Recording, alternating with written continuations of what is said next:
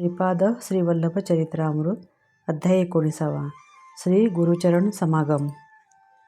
श्रीपादराजं शरणं प्रपद्ये. श्री गुरुचरण समागम. वल्लभेश्वर शर्मा दंपती, सुबण्णा शास्त्री आणि मी असे 4 जण श्रीपाद प्रभूंच्या लीलांचे स्मरण करीत होतो. त्याचवेळी त्यांच्या घरी एक दूरचा नातेवाईक लिंगण्णा शास्त्री आला. तो वेदशास्त्र पारंगत होता. लिंगण्णा शास्त्री म्हणाला, मी पित्याच्या तर्पणानिमित्त पादगया क्षेत्री पवित्र असलेल्या पिठिकापुरम क्षेत्रात आलो. माझे आजोबा कर्मठ ब्राह्मण होते. ते धनवान असले तरी स्वभावाने मितव्ययी होते. ते शास्त्रात सांगितल्याप्रमाणे संकटात असलेल्या लोकांना काही उपाय सांगून त्यांना आपलेसे करून घेत असत. पितृदेवतांना संतुष्ट करण्यासाठी भाविक लोक 10 प्रकारचे दान यथाशक्ती देत असत. परंतु माझे आजोबा अत्यंत थोड्या पैशात सर्व विधी आटोपून स्वतःचा अधिकाधिक फायदा होईल असे पाहत. त्यांचा व्यवहार ब्राह्मण धर्माला साजेसा नव्हता. काही कालावधीनंतर वार्धक्याने त्यांचा मृत्यू झाला. माझे वडीलसुद्धा माझ्या आजोबासारखेच होते.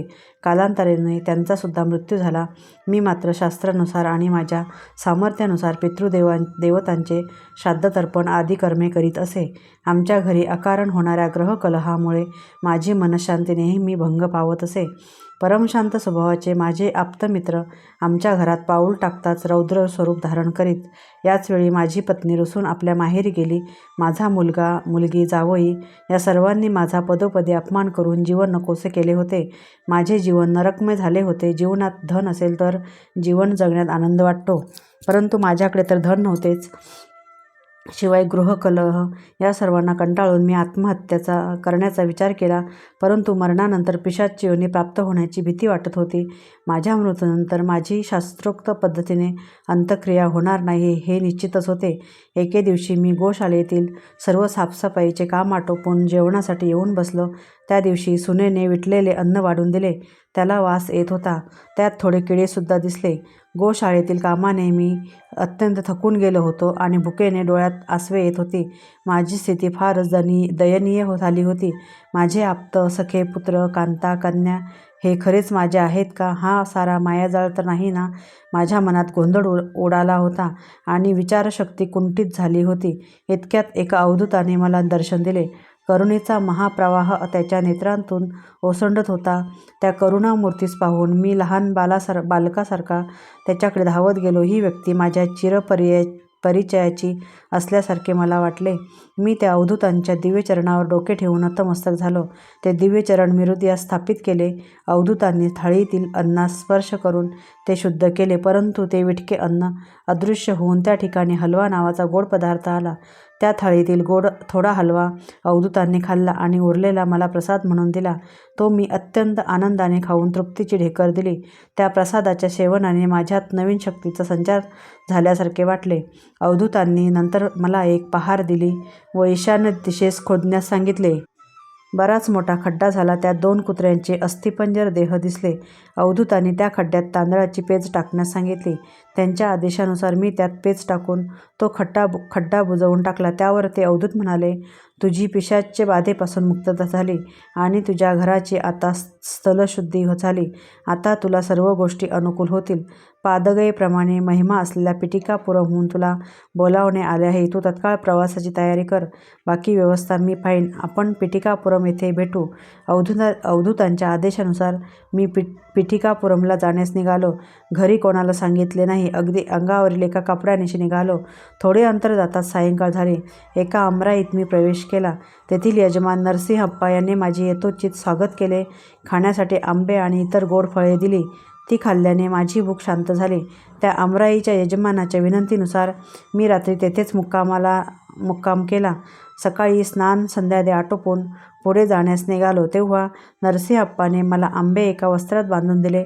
अवधूतांनी सांगितल्याप्रमाणे माझी खाण्याची व राहण्याची उत्तम सोय झाली होती. त्या अवधूताच्या लीलेचे मोठे आश्चर्य वाटत होते. त्यानंतर तो नरसिंहप्पा मला म्हणाला, कालपासून माझ्या स्वप्नात एक अवधूत येत आहे. तो अवधूत मला म्हणाला, तुझ्याकडे उद्या एक सद्ब्राह्मण येईल. त्याचे उत्तम प्रकारे स्वागत करून जाताना त्याला वस्त्रदान आणि दक्षिणा सुद्धा दे. मार्गात खाण्यासाठी त्याला तुझ्या शेतातील आंबे दे. मला पडलेले स्वप्न आज खरे झाले. तुमची सेवा करण्याची संधी मला भाग्याने मिळाली व तुमचे दर्शन झाले. मी धन्य झालो. या घडलेल्या घटनेवर मला असे नक्की वाटते की अवधूत साधीसुधी व्यक्ती नसून तो कोणीतरी दिव्य महापुरुष असावा. मी पुढच्या प्रवासास निघालो. नवीन वस्त्र धारण करून वेदस्मरण करीत चालत असताना मला माझ्या देहात विद्युत प्रवाह जोरात होत असल्याचा अनुभव आला. त्या विद्युत प्रवाहाने मला एक अनामिक सुखाची अनुभूती होत होती. माझ्यासोबत एक वेदपारंगत महापंडित चालत असल्याचा मला भास झाला.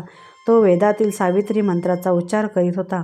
ती सुद्धा त्यांच्याबरोबर वेद म्हणत होतो. एवढ्यात तो म्हणाला, सावित्री वर्णन मुख्य मंत्र आहे. त्रेतायुगापासून भारद्वाज ऋषींनी सावित्री काटक चयन केले. ते सुद्धा पिठिकापुरम येथेच घडले. कधीतरी केलेले विधान आज सत्य होऊन पिठिकापुरम येथे श्री दत्तात्रेय प्रभू श्रीपाद श्रीवल्लभांच्या रूपात अवतरित झाले आहेत. वेद हे अपौरुषीय आणि ईश्वर निर्मित आहे. वेद पठणाचा अधिकार ब्राह्मणांनाच आहे, परंतु वेदाध्ययन सर्व वर्णांच्या लोकांना करता येते. ब्राह्मण कृष्णाची भक्ती करीत, परंतु कृष्ण मात्र ब्राह्मणांचा सत्कार करून त्यांचे पाय धुवून ते पाणी आपल्या शिरावर प्रोक्षण करीत. तुला पिठिकापुरमहून बोलावणे आहे. तू किती भाग्यवान आहेस. तेव्हा मी म्हणालो, अहो महाराज, श्रीपाद वल्लभ कोण आहेत? त्यांचा महिमा मला वर्णन करून सांगाल काय? अरे बाबा, श्रीपादांचे दर्शन सर्व पापांचे क्षालन करणारे असते. ते साक्षात दत्तात्रेय प्रभू आहेत. त्यांची जन्मभूमी पिठिकापुरम क्षेत्र आहे. पूर्वयुगात ज्या वेळी धर्माला ग्लानी आली त्यावेळी परमेश्वराने पृथ्वीवर मानवी अवतार घेऊन सज्जनांचे रक्षण आणि दुष्टांचे हनन केले. त्या काळी विष्णुदत्त आणि सुशीला हे एक पुण्यवान दंपती राहत होते. सुशीला एक साध्वी स्त्री असून आपल्या पातिव्रत्याने आणि साधना सामर्थ्याने ती सती अनुसये समान होती. विष्णुदत्त एक अत्यंत विद्वान, आचारसंपन्न, सच्छील ब्राह्मण होता. त्याने आपल्या साधनेने आणि विद्वत्तेने अत्री ऋषीप्रमाणे स्थान प्राप्त केले होते. या उभय दाम्पत्यांनी सती अनुसूया आणि अत्री मुनीबरोबर तादात्म्य स्थिती प्राप्त करून घेतली होती. ही स्थिती निराकार नसून नेत्रांना अगोचर असते. त्याचे वर्णन शब्दाने करता येत नाही. या स्थितीचा अनुभव मात्र घेता येतो. विष्णुदत्त आणि सुशीला पुढील जन्मात सुमती राणी अप्पलराज शर्मा या रूपात जन्मास आले. त्यांनी केलेल्या तपाचे फल स्वरूपच त्यांना श्रीपाद वल्लभ रूपाने एका दिव्य पुत्राचा लाभ झाला. अप्पलराजे भारद्वाज गोत्राचे आपस्तंभ शाखेचे कृष्ण यजुर्वेदी ब्राह्मण होते. पूर्वयुगात लाभाद्र नावाचे एक वैश्यमुनी होते. ते श्री मातेच्या वासवी कन्यका अवतारात तिचे पिता भास्कराचार्युलू होते. श्रीपाद श्रीवल्लभांच्या अवतारात सुमती महाराणीचे पिता होते. तू पिठिकापुरमला त्या महान पुरुषांचे दर्शन घेऊ शकशील. तुझे उत्तम आदरातिथ्य करून दक्षिणा वस्त्रदान दिलेला शेतकरी पूर्वजन्मात पिठिकापुरममधील व्यंकटप्पया श्रेष्ठी आणि त्यांचे वडील सुब्बरामय्या श्रेष्ठी यांच्या घरी सेवक होता. परमपवित्र अशा रामय्याच्या श्रेष्ठीच्या घरी सेवा करण्याने आणि ते पवित्र अन्न ग्रहण केल्याचे फलस्वरूप तो एक वतनदार होऊन सर्व सुखांचा लाभ घेत होता. पिठिकापुरममधील व्यंकटप्पा श्रेष्ठी नरसिंहवर्मा हे दोघे श्रीपाद प्रभूंना अत्यंत प्रिय होते. त्यांना श्रीपाद प्रभूंच्या वात्सल्य भक्तीचा लाभ झाला होता. कर्मबंधन हे सर्व बंधनात अत्यंत क्लिष्ट बंधन आहे. यज्ञ करताना चुकून जरी पवमान घट फुटला तर यज्ञ करणारा ब्राह्मण शिर फुटून तात्काळ मृत्युमुखी पडतो, असे शास्त्रवचन आहे. परंतु सध्याच्या काळात पवमान घट फुटला तरी यज्ञ करणाऱ्या ब्राह्मणास काहीही होत नाही. याचे कारण काय, असा प्रश्न श्रीपाद प्रभूंना शिष्याने विचारला. तसेच वेदशास्त्रात सांगितलेल्या यज्ञफलस्वरूप शुभ घटना घडतात, परंतु अशुभ घटना मात्र घडत नाहीत. याचे कारण काय? श्रीपाद प्रभू म्हणाले, पुत्रा, सध्याच्या काळात यज्ञ संपन्न करताना विद्युत पदार्थ तितके प्राणघातक नसतात. यज्ञ करणारे पुरोहित उत्तम साधक असावे लागतात. त्यांच्याजवळ योगाग्नी भरपूर प्रमाणात असावा लागतो. त्या अग्नीने पवमान घटातील विद्युत जळू शकते. महायोगी असणाऱ्या पुरोहिताने शास्त्रविधीपूर्वक यज्ञ केल्यास त्याचे चांगले फळ मिळून विश्वाचे कल्याण होते. परंतु असे न घडल्यास यज्ञाची प्रक्रिया घडते, परंतु वेदशास्त्रोक्त फळ मात्र मिळत नाही.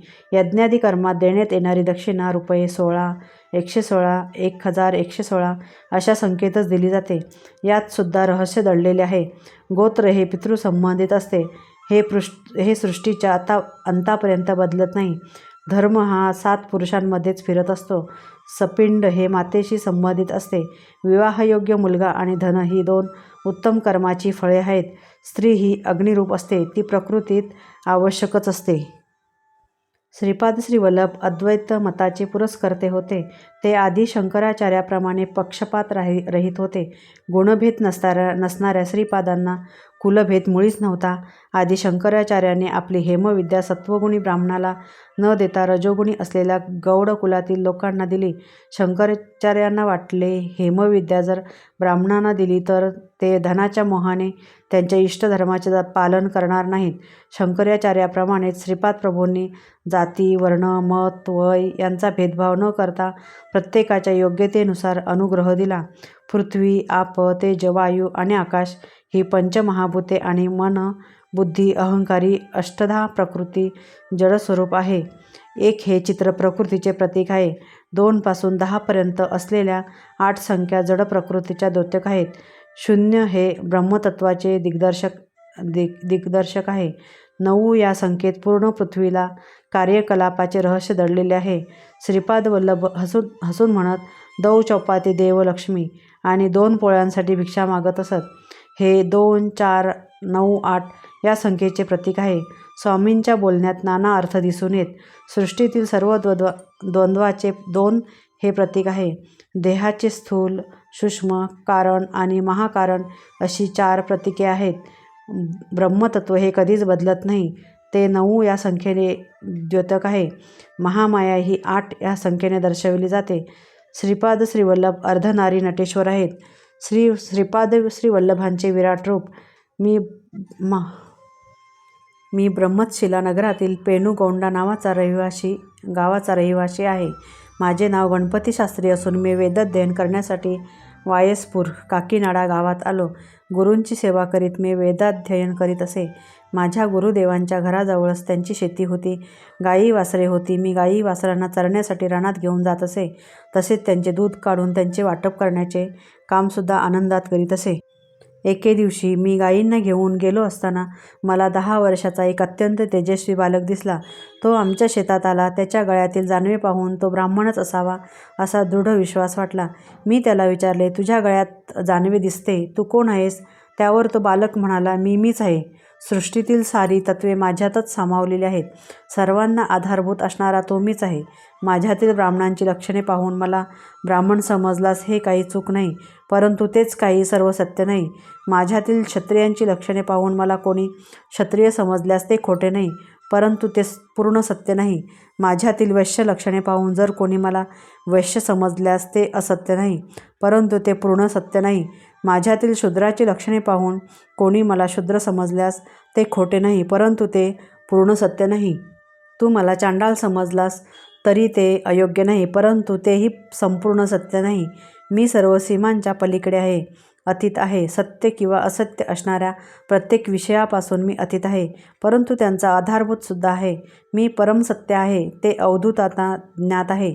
माझा धर्म हा परमधर्म आहे, तो सर्व धर्मांच्या अतीत आहे आणि त्याचा आधारसुद्धा आहे. हेच माझे परमप्रिय तत्त्व आहे.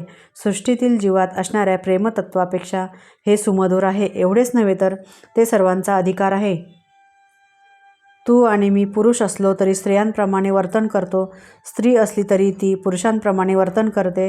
अर्धनारी नटेश्वर या 2 रूपांनी एकत्र असलेला मी मन वाचेस अगोचर असून दिव्यानंद तत्त्व मीच आहे. इतक्या विलक्षण अशा रूपाने युक्त असलेल्या तू मला कसा ओळखशील?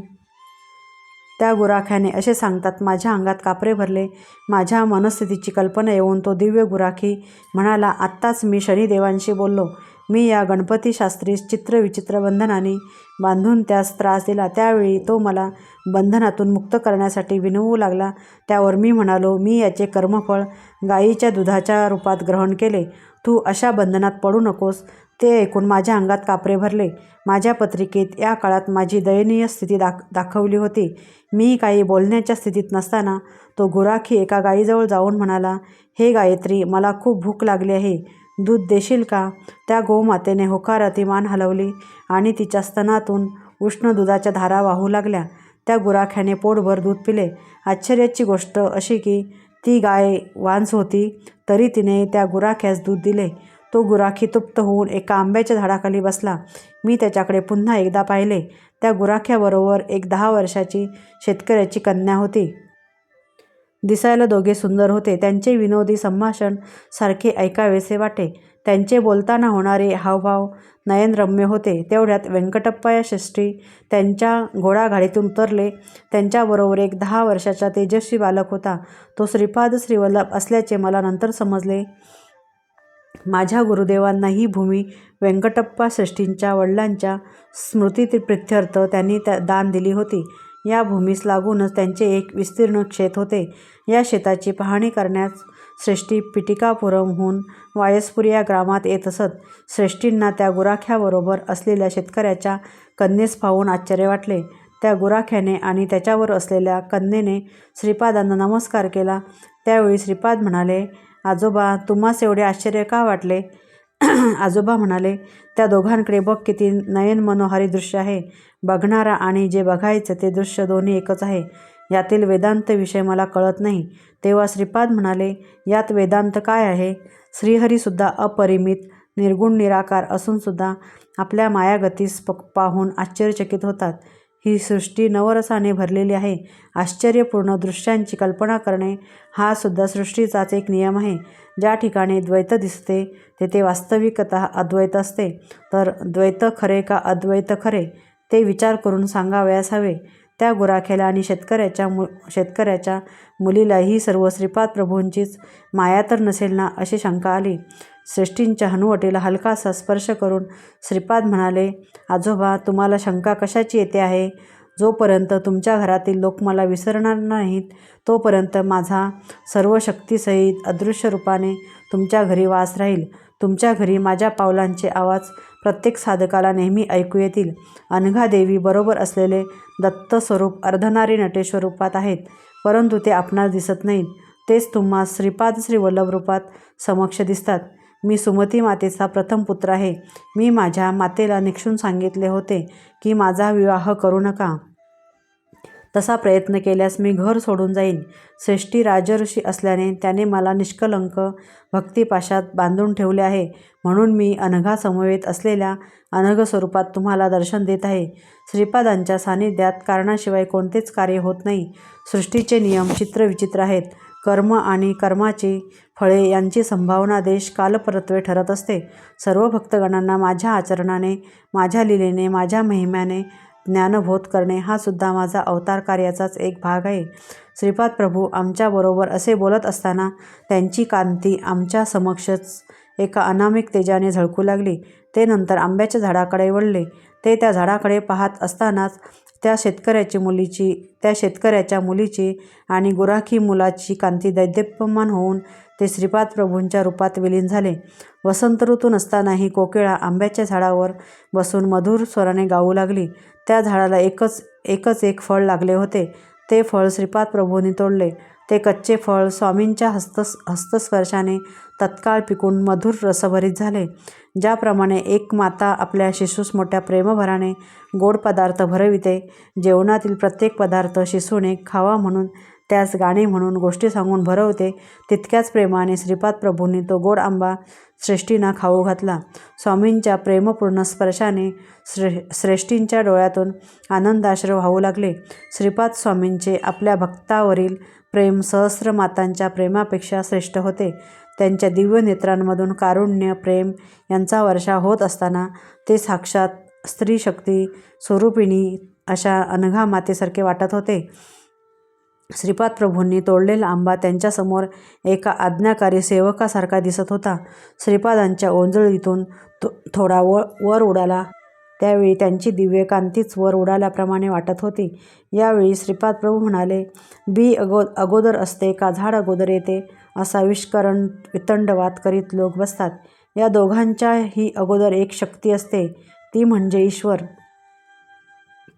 त्यांच्या संकल्पानुसार बीपासून झाड किंवा झाडापासून बी निर्माण होत असते. त्याच्या अमोघ अशा संकल्पाची कल्पना कोणीच करू शकत नाही.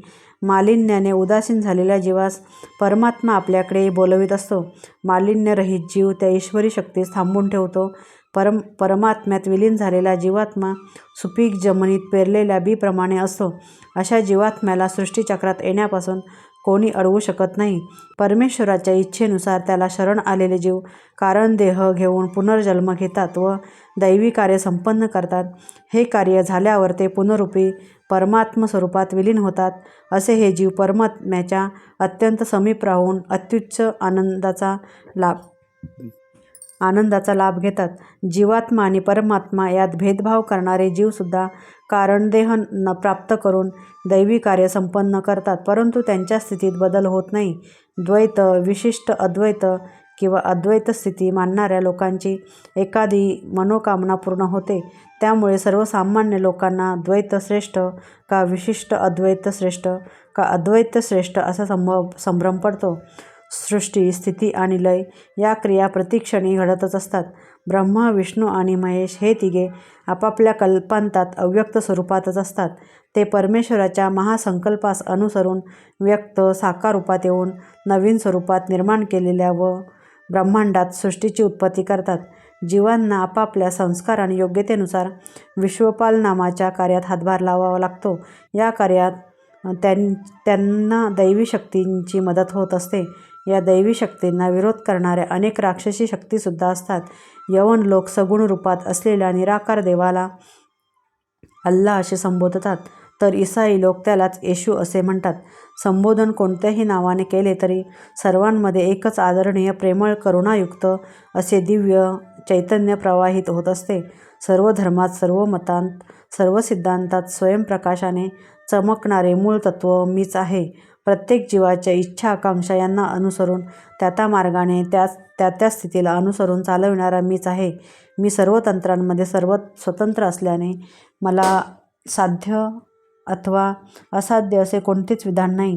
सर्व देवदेवतांच्या स्वरूपात अंतर्हित जाज्वल्याने प्रकाशित होणारा मीच आहे. त्यामुळे त्या स्वरूपाद्वारे पूजा, स्तोत्र या सर्व उपचारांचा स्वीकार करणारा मीच आहे. सर्वांना बोध करणारा मीच आहे. कलिपुरुष अंतर्धान पावल्यानंतर सर्व मतांतील सार असलेला सनातन धर्म म्हणजे माझेच स्वरूप आहे असे ज्ञान उदयास येईल. त्यावेळी साधक बहिर्मुखाने किंवा अंतर्मुखाने माझे सदैव दर्शन घेतील. त्यांच्याशी प्रेमळपणाने संवाद साधणारा मीच आहे. वेदांतात सुद्धा प्रथम सत्य, नंतर ज्ञान आणि त्यानंतर ब्रह्म असे वर्णन आहे. मीच तिन्ही सत्य, ज्ञान आणि ब्रह्मस्वरूप आहे. नास्तिकांना देव नाही असे सांगणारा मीच आहे. आस्तिकांना देव आहे याची साक्ष मीच देतो. समस्त गुरुस्वरूप माझेच आहे. सत्यलोक, सत्यनाम, गोलोक, महाशून्यातील समस्त साधना स्थितीत स्वयंप्रकाशित, प्रकाशमान असा मीच आहे. जो साधक माझी निर्मल भाव भक्तीने आराधना करतो, जीवनाचा सार माझ्यावर सोपवून मला अनन्य भावाने शरण येतो, त्याचा योगक्षेम मी नेहमीच चालवतो. मी श्रीपाद आहे, मी श्रीवल्लभ आहे. आजोबा तेव्हाचा अतिप्राचीन असा योगी अत्री अनसूयानंदन आज श्रीपाद श्रीवल्लभ आहे. भारद्वाज मुनींनी दिलेल्या वचनानुसार मी पिटिकापुरम या क्षेत्री अवतार घेतला असून श्री व्यंकटप्पया श्रेष्ठी यांच्या नेत्रातून आनंदाश्रूचा पूर ओसंडून वाहू लागला. त्यांनी श्रीपाद प्रभूंना गाढ आलिंगन दिले. त्यांना झालेल्या आत्मभूतीचे वर्णन शब्दांकित करणे केवळ अशक्य होते. थोडा वेळ थांबल्यानंतर ते सहज स्थितीत आले आणि श्रीपादांना म्हणाले, अरे बाळा श्रीपादा, आमच्या वंशावर तुझी अशीच सदैव कृपा असू दे. आमच्या सर्व गोत्रजावर तुझा अनुग्रह असू दे. आमच्या आर्यवैश्य कुळावर तुझी छत्रछाया सर्वदा असू दे. त्यावर श्रीपाद प्रभू म्हणाले, तथास्तु. ब्राह्मणाला 1 वर मागण्याचा अधिकार आहे, क्षत्रियांना 2 वर मागण्याचा, वैश्यांना 3 वर मागण्याचा, तर शूद्रांना 4 वर मागण्याचा अधिकार आहे. 33 कोटी देवांच्या साक्षीने मी वरदान करीत आहे. बाप्पनाचार्य लुलूच्या घरात ज्या ठिकाणी माझा जन्म झाला त्या स्थानी श्रीपादश्री वल्लभ महासंस्थान उभारले जाईल. हे महासंस्थान तुमच्या घरापासून 33 पावलांच्या अंतरावर असेल. तसेच ते श्री बाप्पनाचार्य लुलूच्या व श्री नरसिंह वर्मा यांच्या घरापासून सुद्धा 33 पावलांच्या अंतरावरच असेल. तुमच्या वंशातील 33व्या पिढीतल्या व्यक्तीस निमित्त मात्र करून माझ्या संस्थानाची निर्मिती करून सर्व व्यवस्था मीच पाहणार आहे. तुमच्या वंशातील मार्कंडेय नावाच्या महापुरुषास यासंबंधी मी आदेश देणार आहे. तो असा, त्याने गुरुवारी मध्यान्हकाळी कोणत्याही एका रूपात येऊन मला नैवेद्यासाठी केलेल्या पदार्थाचा थोडा भाग स्वीकारावा. यामुळे मार्कंडेय गोत्रात जन्मलेल्या सर्वांवर माझा सदोदित अभयहस्त राहील. त्यांची सदैव उन्नती होत राहील. तू इच्छिल्याप्रमाणे आर्यवंशावर सर्वदा माझी कृपादृष्टी राहील. आर्यवंशीयांना राज्याधिकार मिळतील. भविष्यात आर्यवंशी भारताचा राजा होईल आणि विविध लिखितानुसार तो पिठिकापुरमला येईल. त्याला माझा अनुग्रह प्राप्त होईल. नेपाळ राज्यातून असंख्य भक्तगण पिठिकापुरमला माझ्या दर्शनासाठी येतील. हे माझे वक्तव्य काळ्या दगडावरील रेघेप्रमाणे आहे. सृष्टीतील कोणताही प्राणी त्याला असत्य ठरवू शकणार नाही. आजोबा, कालांतराने माझ्या या जन्मभूमीवर बरीच परिवर्तने घडतील. या स्थानाच्या नूतनीकरणात भूमीतून मृण्मयी पात्र मिळेल. पिठिकापुरम या क्षेत्री निर्माण होणाऱ्या महासंस्थानाच्या देवकार्याला धनसेवा करण्याचे भाग्य केवळ पूर्वसुकृतानेच लाभते. आर्यवंशकुलातील एखाद्या भाग्यवान व्यक्तीलाच धनसहाय्य करण्याचे महाभाग्य लाभणार आहे. त्याच्याकडून हे देवकार्य घडून येणार आहे. अविश्वासू, अहंकारी लोक प्रत्येक वेळी तुला मदत मागून तुला महत्त्व देतील. माझे चरित्र पारायण करणाऱ्यांना अभिष्टसिद्धी प्राप्त होतील. पिठिकापुरम या क्षेत्रातील माझ्या संस्थानाशी संबंधित कोणत्याही सत्कार्यात सहभागी होणाऱ्या भक्तांना मी पिठिकापुरम या क्षेत्रातील माझ्या संस्थानाशी संबंधित कोणत्याही सत्कार्यात सहभागी होणाऱ्या भक्तांना मी सर्व बंधनातून मुक्त करीन. पिठिकापुरम क्षेत्री माझ्या चित्रा या जन्म नक्षत्रावर जो श्रद्धेने माझी अर्चना करेल त्याला मी ऋणबंधनातून मुक्त करील. कुमारिकांना सुयोग्य वर मिळून त्यांचे विवाह संपन्न होतील असा माझा आशीर्वाद आहे. भूत, प्रेत, पिशाचादी अदृश्य शक्तीपासून झालेल्या व्यथा मी दूर करीन.